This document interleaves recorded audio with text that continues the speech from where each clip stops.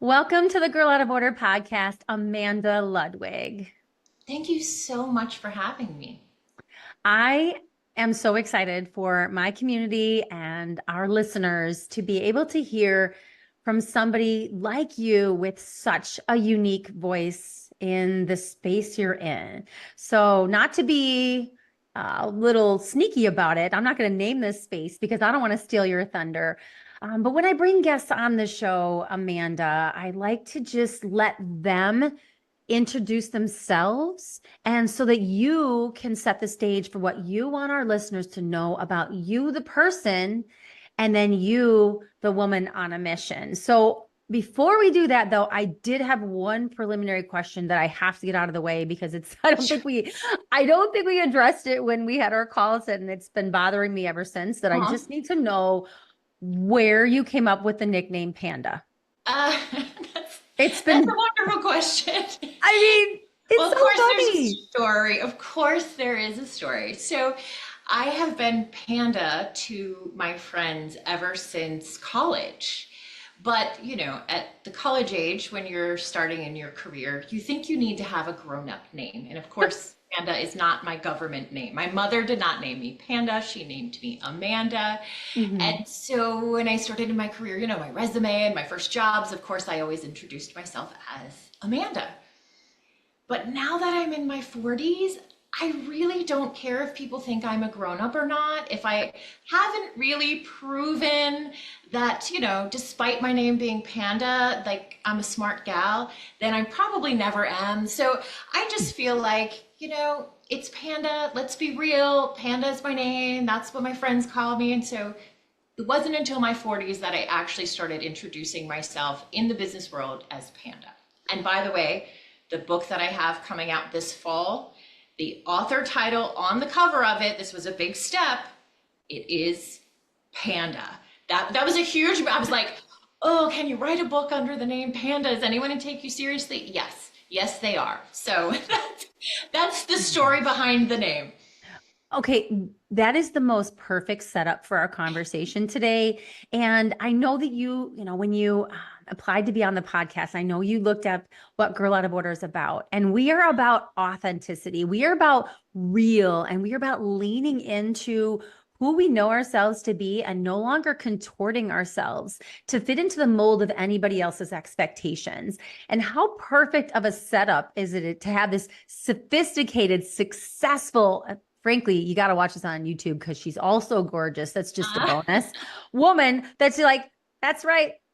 I'm Panda and I'm grabbing hold of that and I'm stepping into that. I love that. I love that. So, no more Amanda coming out of my mouth. You are okay. my beautiful friend, Panda. All right, Panda. So, as we get ready to dive into the more meatier topics, I just want you to take a moment to introduce your beautiful self to the community. What do you want us to know about you? Well, I think the first thing that comes out of my mouth instinctively, the same as often at a any type of event where we introduce ourselves, and then the next question is, and what do you do? So Mm, the answer to that question is I am the founder of a business consulting firm, and we advise businesses in the area of finance and workflow processes. And that's the boring part that we have to get over to jump through to mhm, the real reason I'm here today, which is that just a couple of years ago, while I was running this successful firm, we were growing sometimes 50% year over year, which is just unheard of. mhm, I was doing all of that work, all of the, growing the company, all of the success at the cost of my own health. And I mm, really, really ran myself into the ground from the standpoint of, relationships, walking out the door. My friends just stopped calling because they knew I mm, was going to say I was too busy. I was just eating out constantly, working out went out the window, all the things that we think we can let go because mhm. this task, this project, this client, whatever it is that pulls us away, and we start getting our priorities a little out of order. And so, tired and a bit run down, I got diagnosed with a really bizarre illness. And Mm. that was the thing that just shook up my life, rocked my world, because I was forced to sell my entire client list for this company I had been building for years Oh. to go on this medical leave. And that medical leave, what I thought was going to be a 1 year medical leave, turned into a 2 year medical leave. But it was so much more than a medical leave for me, because it was the point at which I realized you're trying to save a life that Mm-hmm. doesn't have a whole lot going for it. I'm not going to say you're trying Wow. to save a life that's not worth saving, but where you Right. just stop, when your life comes to a halt and you look Yes. around and your career isn't there. For me, it was like, what else is there? It was my identity. It was, of course, the thing that consumed my time. And so what was supposed to be a medical leave really turned into a complete life transformation. And I used that time to develop systems and really, really help other people who are in the place that I was not very long ago. And so, in addition to being a business advisor, that's a huge focus for me now. And of course, I find a way to fit my health conversations into my wealth conversations, even when I'm working directly with business owners who may have hired me to help them make more money. Mhm. But the two are connected. So that's really to catch you up to where we are now. It's been quite a journey. Oh my gosh. Okay. So there's so much there to unpack. I'm trying to figure out where I want to start. I want to unwind a little bit to the point where you got sick, right? Yeah. I think you've told the story because, of course, I did all my recon on you because that's Yes. what I do. You told the story about like being in a boardroom and being this big consultant and giving them, oh, let's come up with our action plans, and then going to the bathroom and vomiting. Yes. And as a high performing attorney, as somebody, see, I told you were going to get little thumbs up. Again, if you're Right. watching this on YouTube, you're probably going to get thumbs up. We might even have some fireworks. Yeah. If anybody knows how to un AI this, let me know. But as It's a just high, a prompt for them to give a thumbs up for the video. That's that's what right. it is. Everybody give That's me all it thumbs up. is. That's right. That's right. It's your reminder to do a review for Girl Right. Out of Order podcast. Um, Absolutely. but when I was listening to your one of your interviews where you talked about that, I was really struck like deep inside me because as a high performing attorney, as a litigator, I am when I'm on in court, like I have to be on and dialed in. But the anxiety and the pressure of knowing as a family law attorney that I've got people's literal lives and families in my hands. I have gone to the bathroom and I'm not going to tell you what I did in there, but let's just say bodily functions had their way. Yes. Yes. And it's like I never connected because to me, I'm just like, oh, it's just a stressful career. Like I Right. chose a stressful career. I'm a litigator. What do I expect? Right. Right. And these Yeah. are the things that I can say historically, it was just part of powering through, right? Like to Yes. me, making up, running out, using the restroom, and I always say, and then I have my breath mints, put on some lip gloss, and then come back out. You have Mm, a career where when you're on, like when you have to be on, you have to be on. yes. And so what's happening in our minds and our bodies is those are the things that we have to put on the back burner because what's right in front of us needs 100% of our attention. And Yeah. that's okay, that's periodically that's okay, right? Like I hear sometimes some stage performers and such who have been performing for 20 years and they say I still get nervous before I go on stage.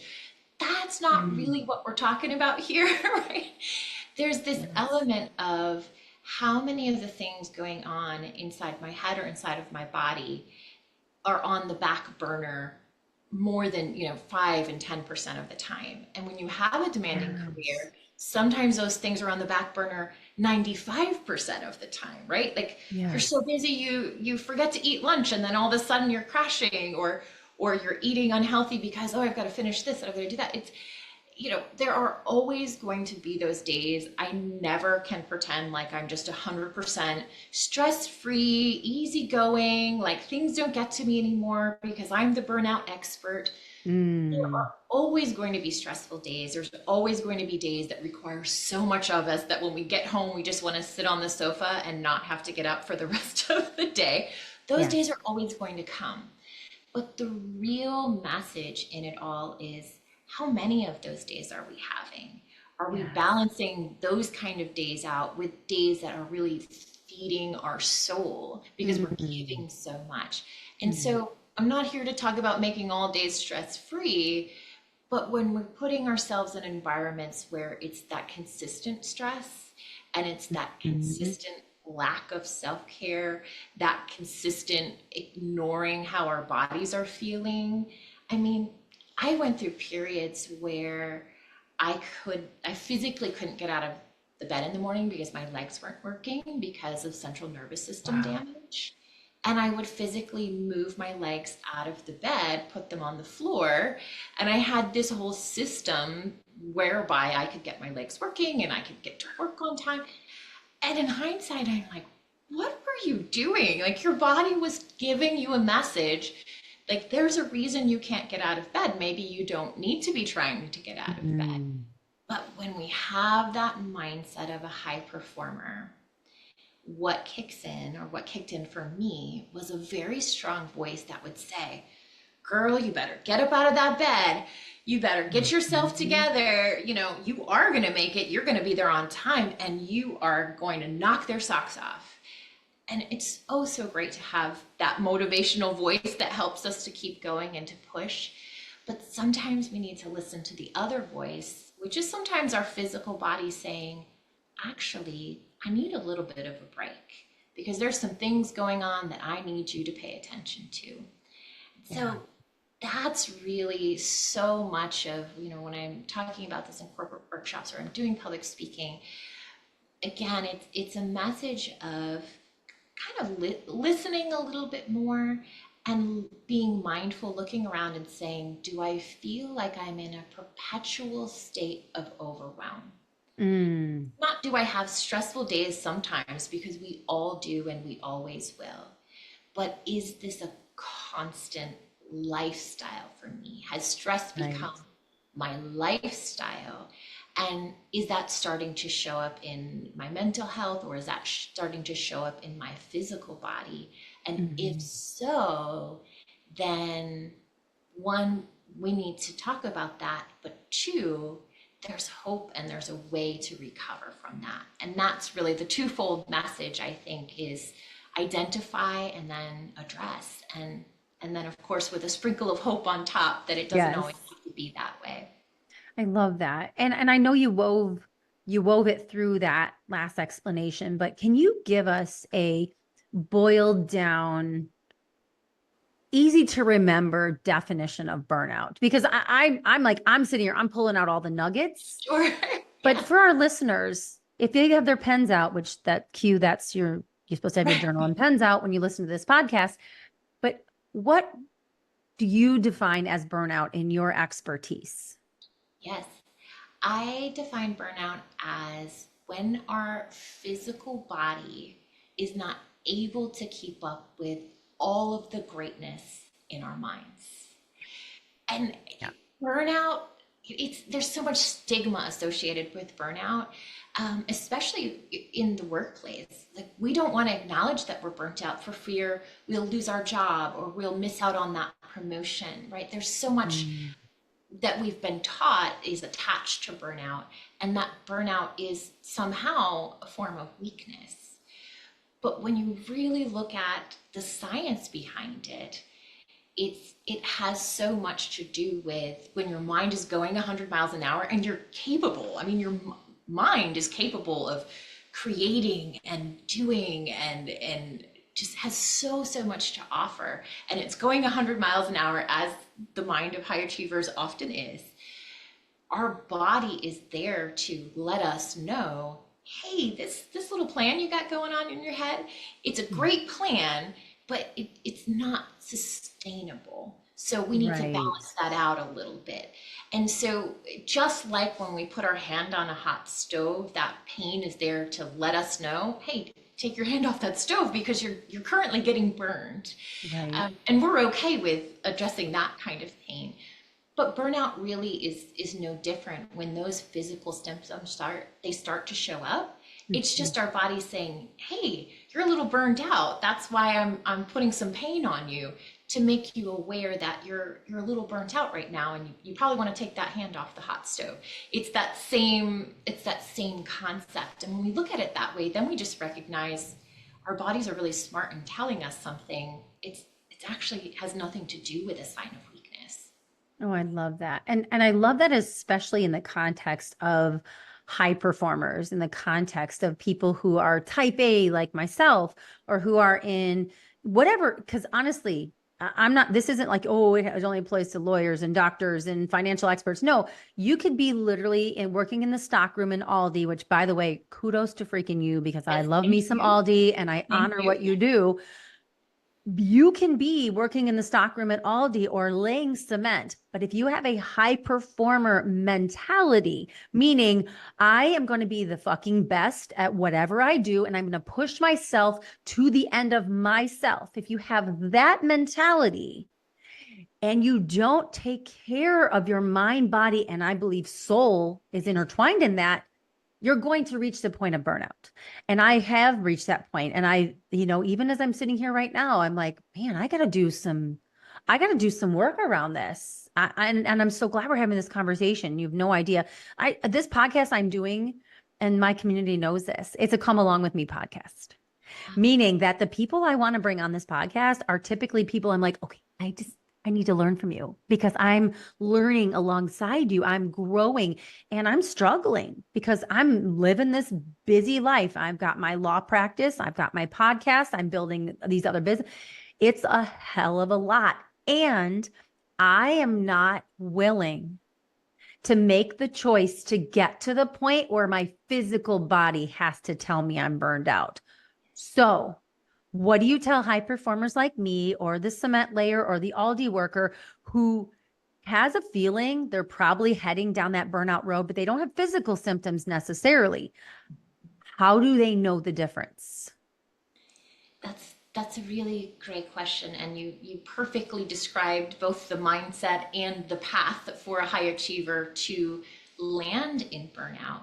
Yeah. I think a couple of things I want to pull out of that statement that you made that was so wise, which is when we have that mindset, we're driven to be the best, to do the best, regardless of what the task is. I used to volunteer at a shelter that provided food for the homeless community and the low income community in my area. But one time I showed up with a broken foot and they put me on, handing out the rolls of toilet paper because each family got one roll of toilet paper every week. But boy, I was like, I had my toilet paper lined up in straight rows, and it's toilet paper that but Mhm. that is so. And I told that silly story just for the people who are like, oh yeah, I totally do that. Whatever we do, we give it 100%. Yes. Never want to knock that part of our personality, the part of our personality that wants to give 100%. That's who we are. So to try to Mhm. to try to tone down that light of the greatness that we have to offer, sometimes when we're facing burnout, we think that that's the solution. Maybe I should just be a little bit less. And Mm.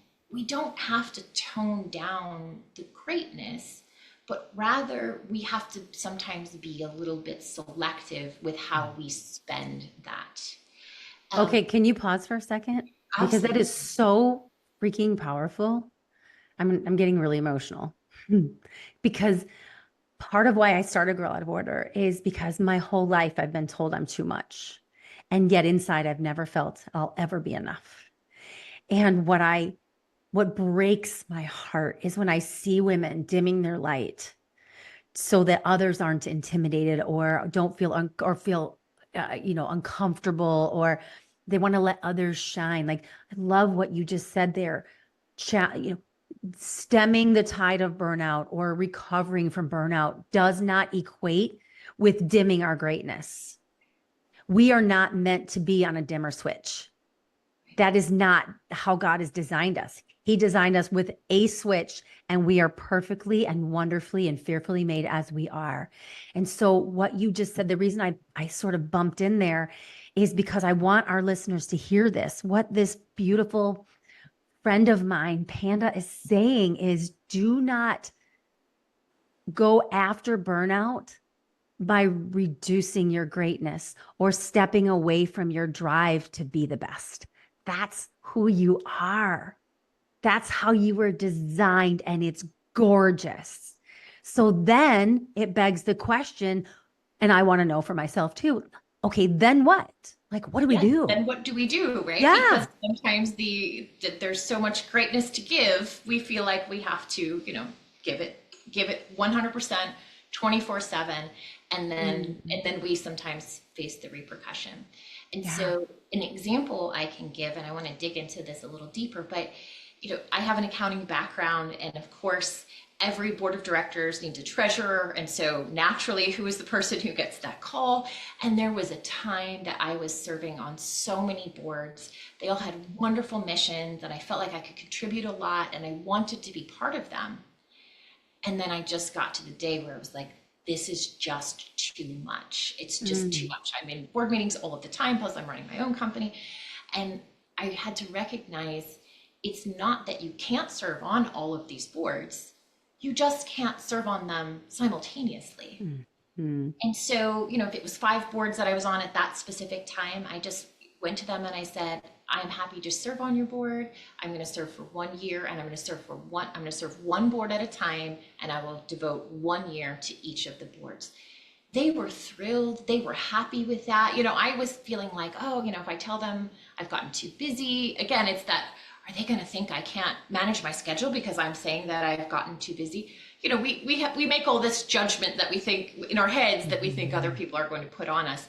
And in reality, they were grateful that I communicated that. So that's just a simple example of sometimes it's looking around and saying, I can do all of these things.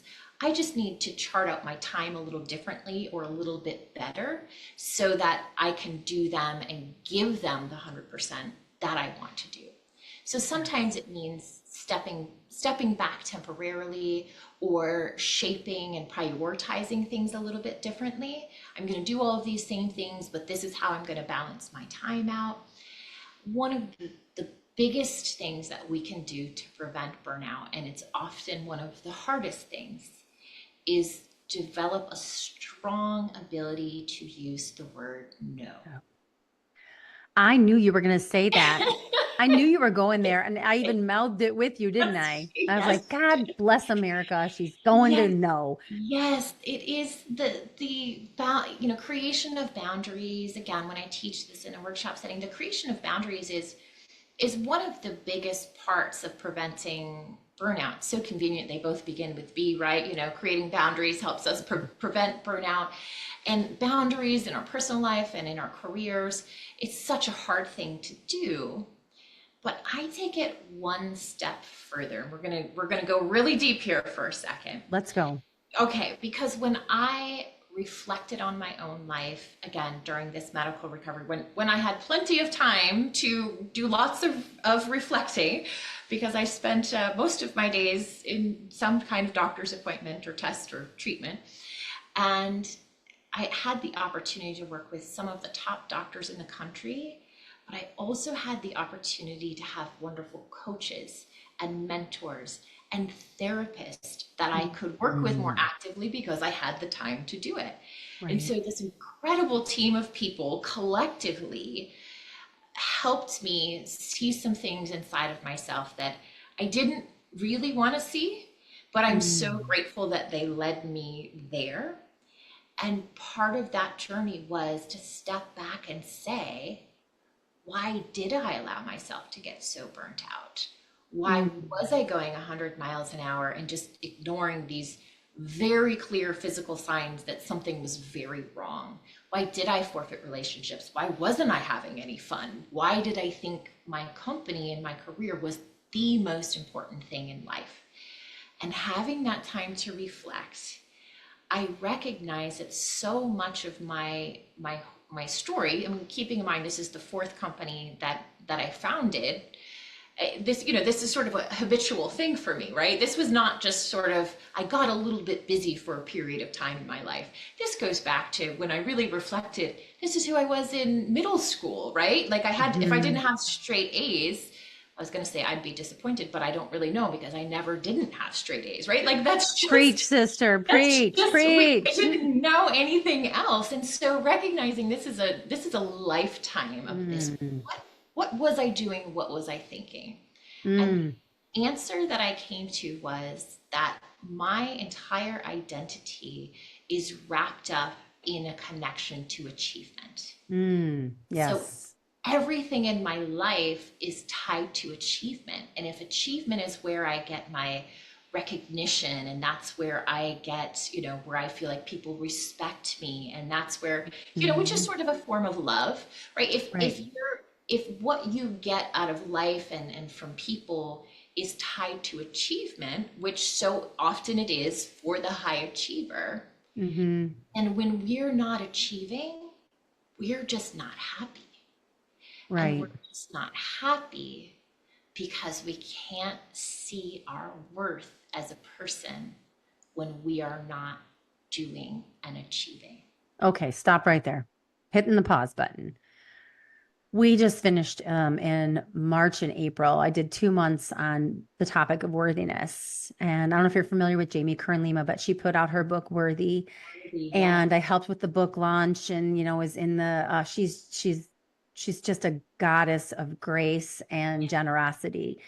And the topic of worthiness is so endemic in women, the wrestling. And when you see somebody like her with her $1 billion and with her incredible success story and her impact she's making in the personal development world struggling with worthiness, you can go, okay, there's no hope for me.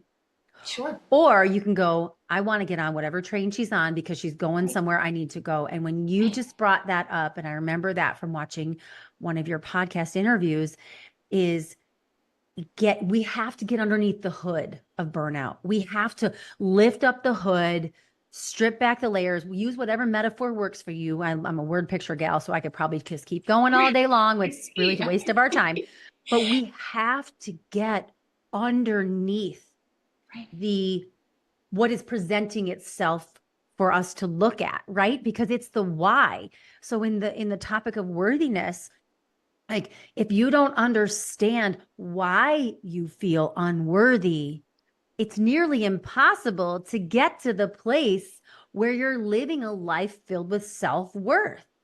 And so when you talk about burnout, and what you just said is so powerful, and that's why I wanted to pause there, is when we are struggling with exhaustion, or maybe we haven't reached the point of burnout, but we can see it on the horizon. It's clear as day. It's coming our way. Like when you see a storm approaching, you're like, well, I'm screwed. It's going to rain. Mhm. When we see that, that's the time, if we're still in that place, to stop and ask why we are pushing so damn hard.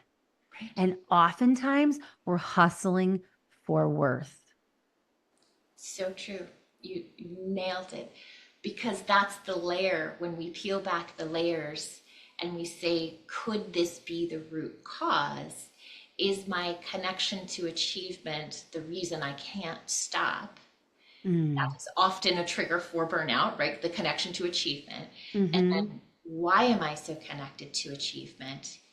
And why do I feel like I have to be achieving in order to be worthy? Right. That is really, when you strip it all down, the connection to confidence, the connection to self-worth is very much a part of so many people's burnout story. Whether it was that they were working, no one else was staying at the office till 10 p.m., but they were staying because they felt like they had to. And that extra little Mhm. nod from the boss was the thing that was causing them to stay till 10 p.m. Mhm. Whatever it's so many different things. There's so many ways that we live out our what I call achiever drive. There's Mhm. we all have different things that drive us, but if we're achievement driven or we have achiever drive, then there's certain little things that cause us to continue to live off from that drug. We just need a little Right. more little more and a little more.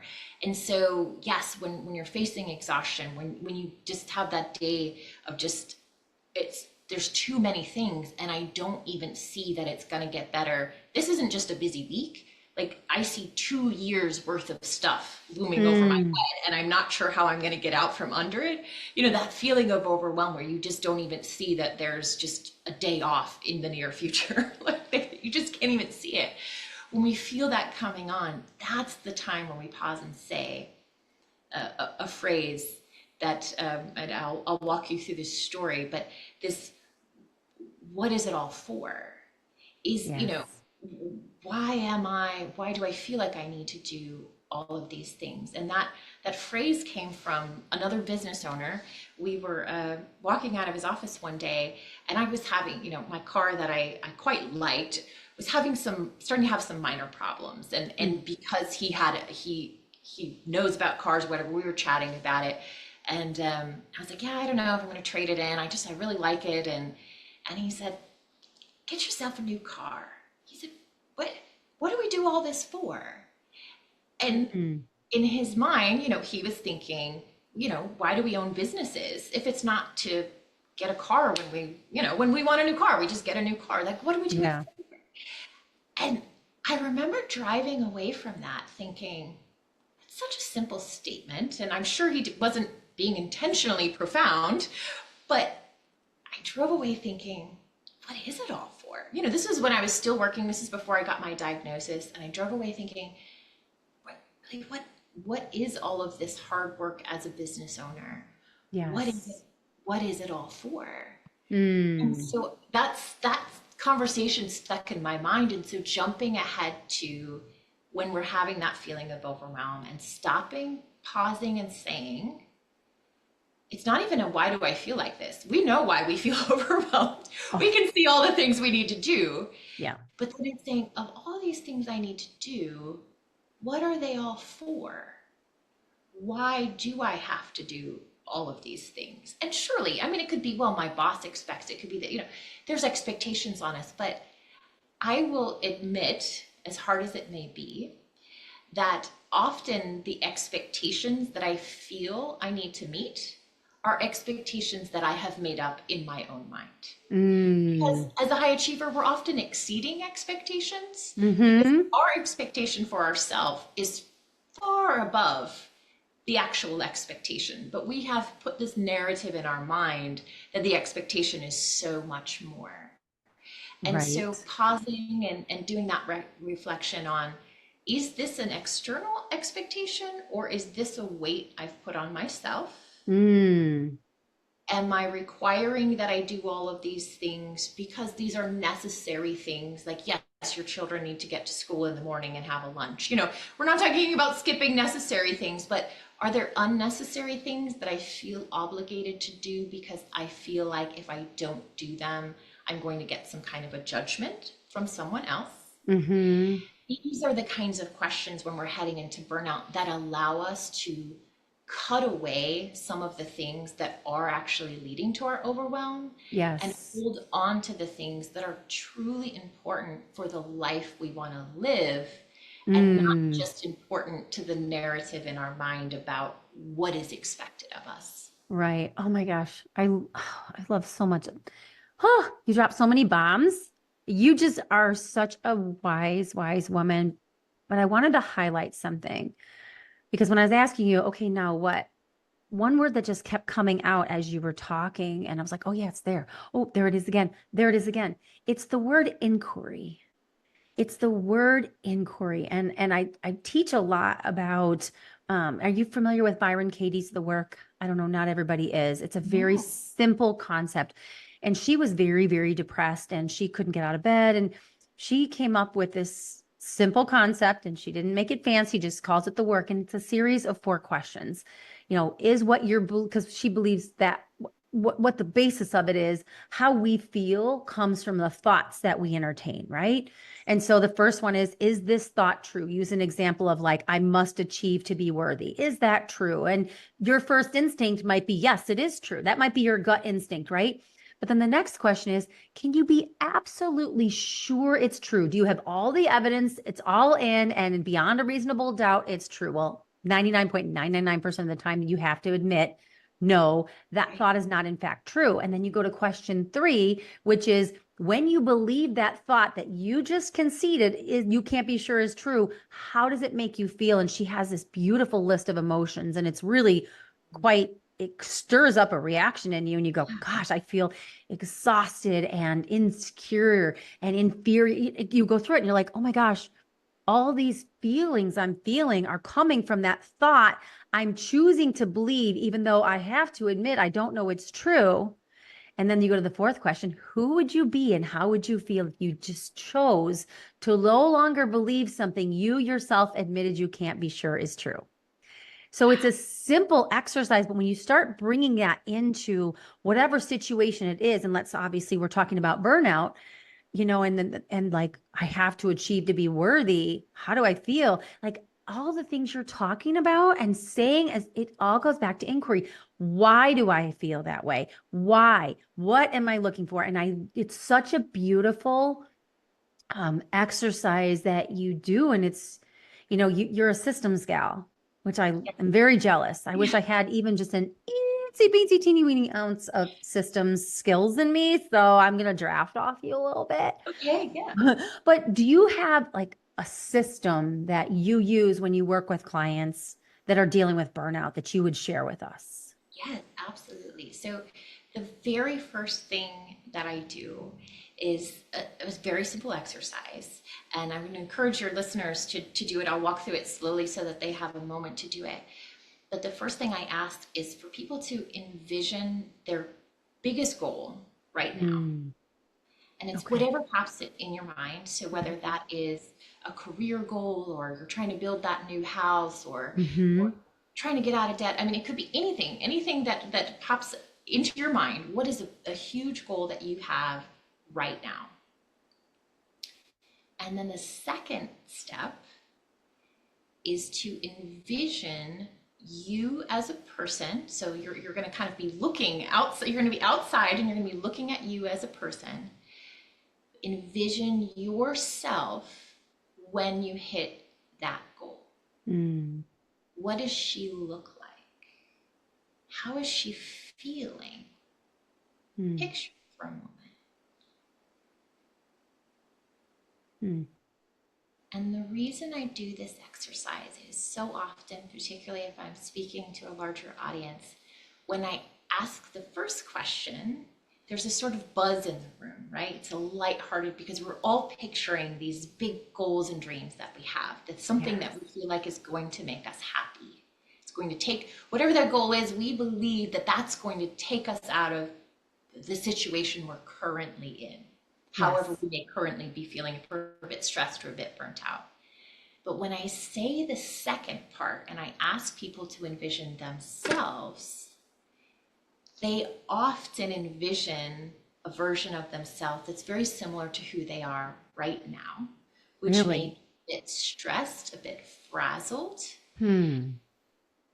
And I see it in people's eyes sometimes when they're putting together the two things of, oh, if I hit that big goal, let's say it's a promotion that we were looking for, we'll use that as an example. If I'm working this hard to get this promotion, and I think that promotion is the thing that's going to just save the day, I'm going to be making more money, so I'm going to be less stressed, and everything's going to be grand. Right.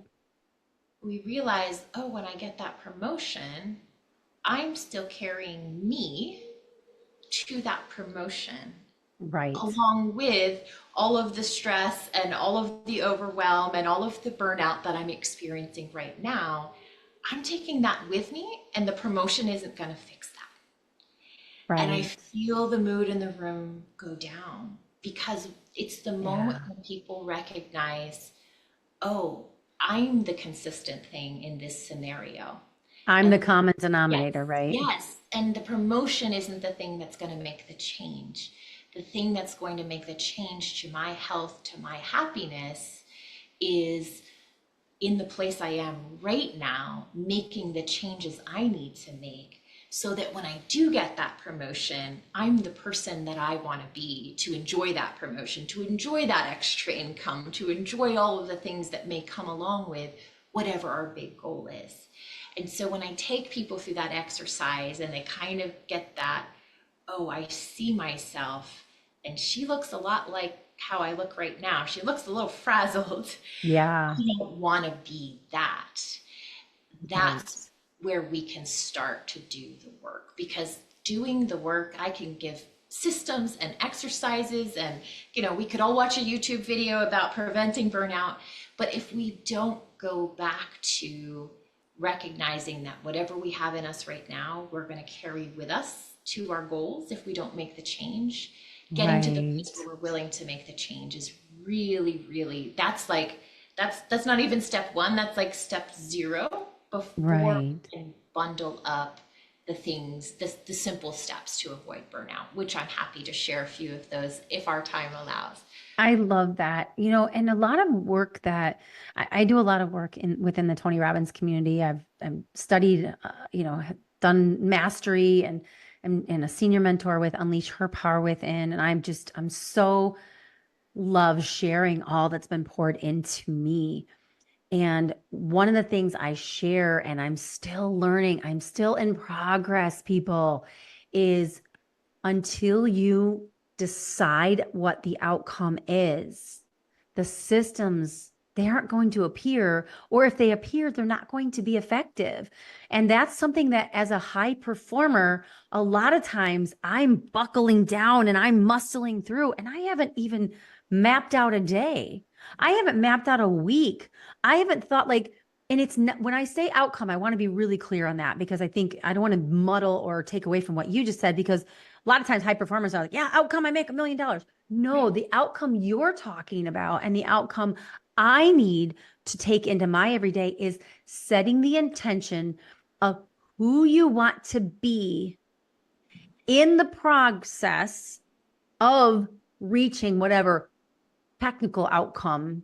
Big I think I goal. bungled that, but I feel Yeah. like I'm sort Yeah, of no, flushing out you what you nailed were it. saying. Yeah, you nailed it. So I call this a both goal, which is such a simple concept. Just to say, oh, a both goal. Well, duh. That's so you have two goals. But I call it a both goal because it was actually my therapist that used the word both one day for something Mm, where I was looking at something as an either or, because that seemed, my very logical mind, something I yeah, was looking at was an either or. And she said, what if it was just both? And I was like, yeah, what? Both? Wait, you can have both? Like it was so, I mean, I yeah, will never forget the conversation. And that word both became such a big part of how I started to look at things. Like, oh, it's not always, choose A or B. Like, choose both. Just you get to yeah. pick and you can choose both. And so that was such a huge revelation. And so I actually titled one of my speeches setting a both goal. And that's part of Mm, where we go through that exercise, that yes, there's the big career goal or the big, life goal, but then deciding who I want to be when I reach that goal is, as you said, that really is the goal, right? Because it's a both goal. Yes, we have career ambitions and life ambitions, but we so often in goal setting forget to set the goals for who we want to be when we reach the goal. And that's why we see so much, if you study sometimes the very, very wealthy, and we can't understand why, how can you be a billionaire and be unhappy, right? Like, because mm, we think there's certain things that are going to solve all of our problems. And right. that's where this conversation about a both goal comes in. It is setting the intention, as you said, for who I want to be, and then plugging that into these other goals that we have and looking at it as a both goal. Because hitting Yeah. career goals when we're exhausted and burnt out and lose our health, it's not worth it, right? So that's when we recognize that my well-being and my goals for me are just as significant as any other goal we have. That's Mm, where we start to unlock some of these things, and it also allows us to create better boundaries, because we will say no to something that is actually impacting my both goal. If something is impacting my health or my well-being, I'm going to protect that because that's part of my mm, goal. And so when we start to protect ourselves in the same way that we protect our career projections, boundaries come into play automatically, our health and well-being come into play. I mean, it's just such a huge part of that visualization of who we are when we reach our goal is such a huge part of getting to the happiness that we're looking for. I love that. I had a visual in my head when you were talking about that, and I picture it like a person who's walking through like the woods and they get stuck in the brambles. I don't even know if brambles is the right word, but just go with it. Hopefully it's a good Today. picture. It is today. And they come out of the bramble bush and they're walking now. They're no longer stuck, but the roots have wrapped themselves around the person and they're walking, but they're just not free to move as much, but they're still moving forward. So they're like, okay, good. Whew, dodge that bullet. I'm no longer stuck. But they don't recognize that they're bogged down by these roots that have wrapped themselves around them. And when you were talking about this both goal, because there's a phrase that I use a lot, and actually I wrote it down as we were talking, and it's the phrase both and. That so often we try to, like you said, do the either or. And what if it's a both and situation? What if I can be both sad because something is really painful and really motivated because a lot of things are going well? What if I held both? Because let's be honest, we're freaking women. We Right. can hold it all. Doesn't mean we should, Right. But but we we sure can. can. We So I sure pictured as you were talking, I pictured those roots like just falling away, like withering and letting go, and this beautiful woman emerging free to move Yes. and grow, but with the lightness to her spirit. And that's when I talk with you and I listen to you. Oh my gosh, you probably saw me if you're on YouTube. I was just like, oh, I'm just like taking it all in like a little girl, like sitting at your lap, but I'm eating it up because it's so beautiful. Because really, what we want is to still be be that woman of greatness, pursuing our big goals, but we want to do it with lightness of spirit and health in our bones. Yes, and it's so that picture that you just painted, I'm smiling because, of course, let me stop and say, anytime I do an interview like this, when I'm speaking to, it's so good for my soul because it holds me accountable to all of the things that I say. So these are so good for me, but also the this exercise that we just went through. I obviously was doing that exercise myself. That's how I Yes. created the exercise. But now when I do the exercise and we get to that part of envisioning our future self, that version of me, she's on a road. I think, I don't know where it is, but it's quite sunny. It looks like it's a warm climate. Hmm. And Always warm. Always warm, by the yes, way. it's always Always warm warm. in our best No vision cold. of ourselves. It's always warm. It's Yeah. warm and it's sunny, and Hmm. I am just jogging away, just running, and not running because, it's not a vision I'm running from something. It's not a vision of, oh, I really need to be exercised. I am just happy as can be. Like, I think it's a picture of me that I have time to do this morning jog on this sunny day, and I'm quite content. Not a lot of stress and chaos going on in my mind. It's just on the wide open path, running on this sunny day. And I think that image represents I'm taking care of my health, right? I have the time to do this. I'm jogging without any stress in my mind. I have a free mind.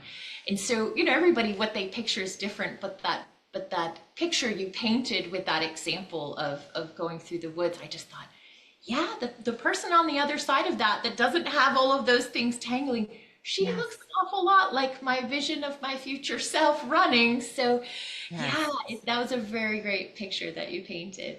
Oh, I love that. I wish we had hours and hours and hours to talk. I feel like we're just barely scratching the surface. But I want to be honoring it to your time and to our Yeah. listeners' time. So I'm just going to kind of start wrapping it up. And just in the interest of time, I want to leave it with you. I have a final question that I ask all my guests, and I'll get to that in a minute. But what do you want? Like, if you had just a couple minutes here, what are some takeaways? What are some things you just, if you were sitting across from a woman like me, like you are, wink, wink, I nod, am, nod, yes. what what would you want to tell me about burnout, about living my, see, look, thumbs up again, Yes, thumbs up. about learning, Something. living my best life and how I can either prevent burnout or step back from the flames? Like, what are your, what's burning inside you that you just want to get out? Normally I would go into some action items here, so maybe three things that folks can Yes. begin today. And I do want to share those, but the first word that came to my mind, and I just have to share this, and then we'll talk about some action items, was just hope. That Mm, there's just so much hope for completely changing our lives. mm, I wish for people that they don't have to go through 2 years of medical leave in order to completely change their lives, that it can be done, much sooner than you hit that point.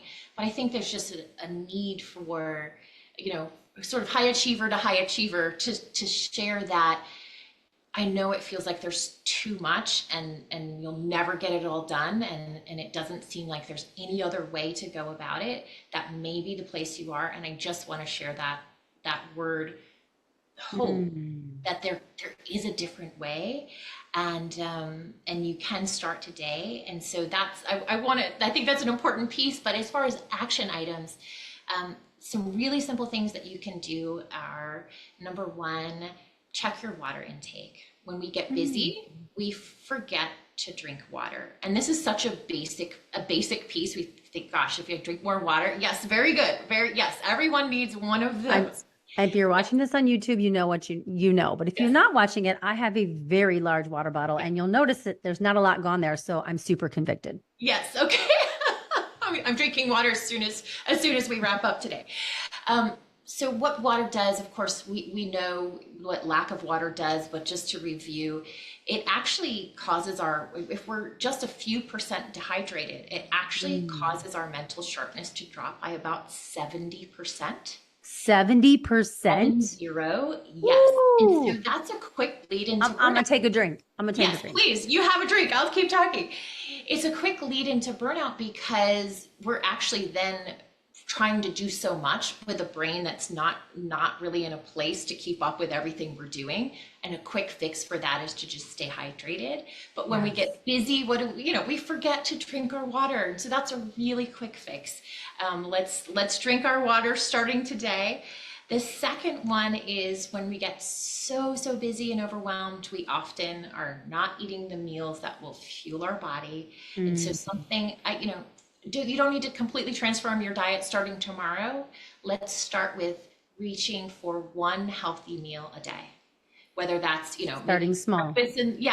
breakfast and lunch may be, super busy. Maybe you're having lunch at the office and maybe you just need to focus on cooking a nutritious dinner, but let's focus on one healthy meal a day to Mm. fuel our bodies. Because again, we're asking our body to go 100 miles an hour and not giving it fuel.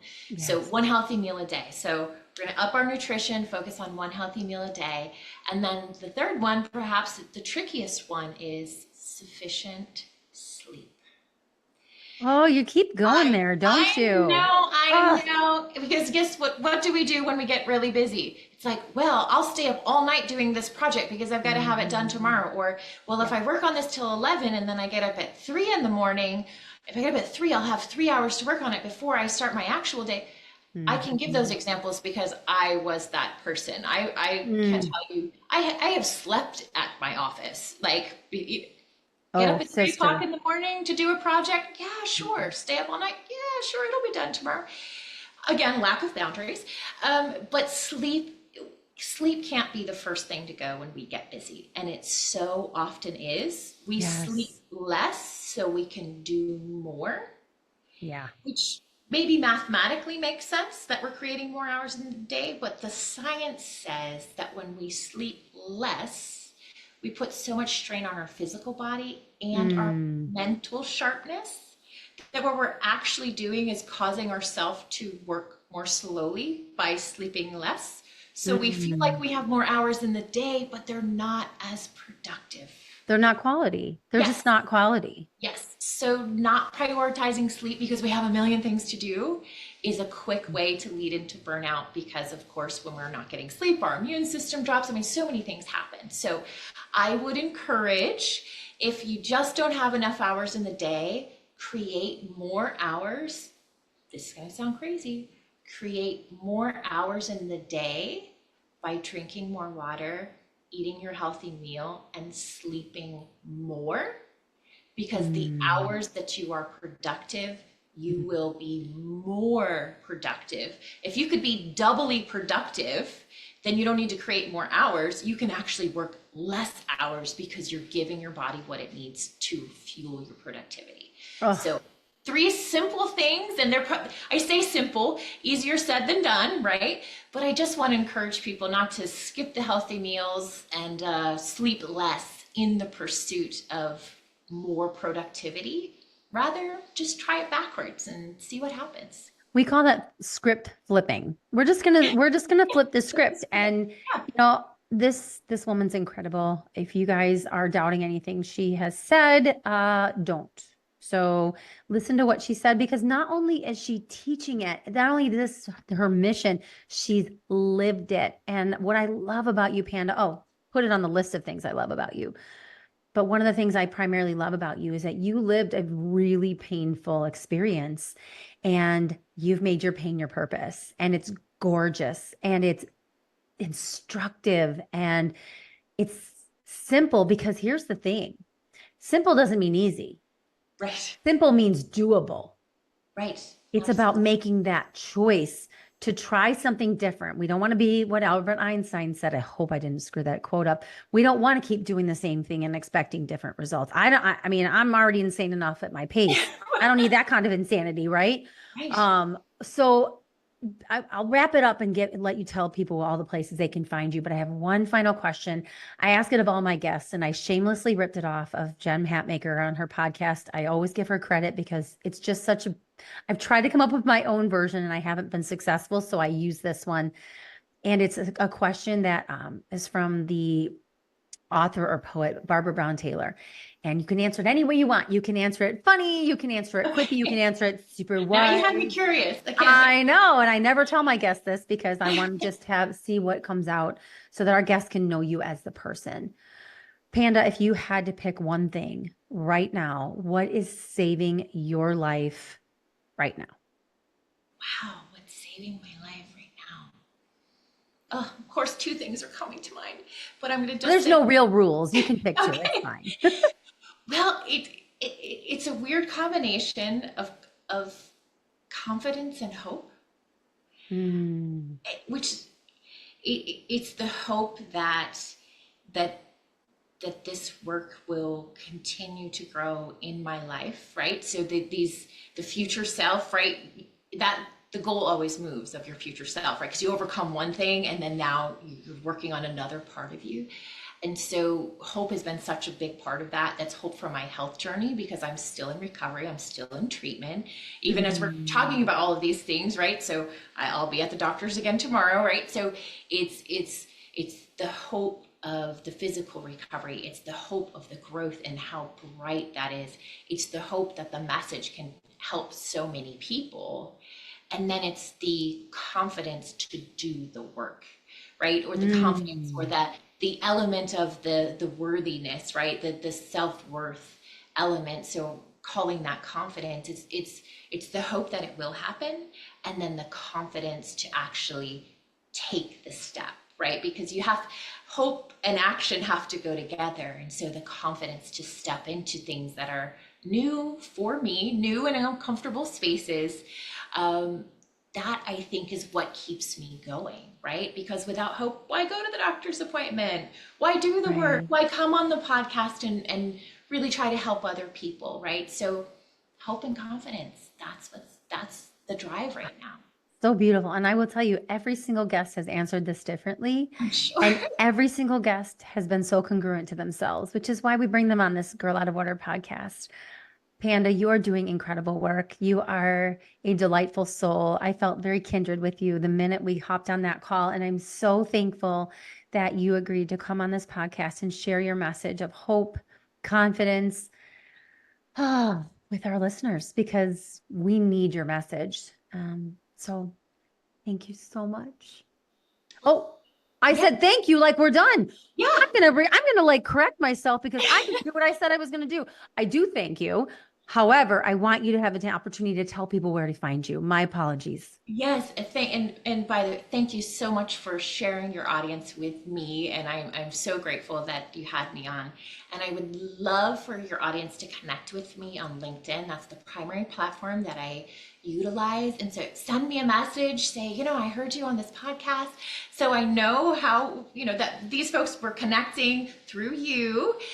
So I would love to hear from you. Shoot me a message on LinkedIn. Let's connect there. And it would be an honor to meet all of you. Oh my gosh, thank you. And I'll just let you and my listeners know, like I'm on a LinkedIn journey. Everybody's been saying the same thing, and it is a constant theme. LinkedIn, LinkedIn, LinkedIn. As I grow my speaking business and grow my podcast, you'll be finding me there hanging out with Panda. So make sure you follow her, connect with her on LinkedIn. And my friend, I'm going to call you my friend. I'm so We thankful are for you. friends. It's I love official. it. I love it. So thank you for everything. Thank you.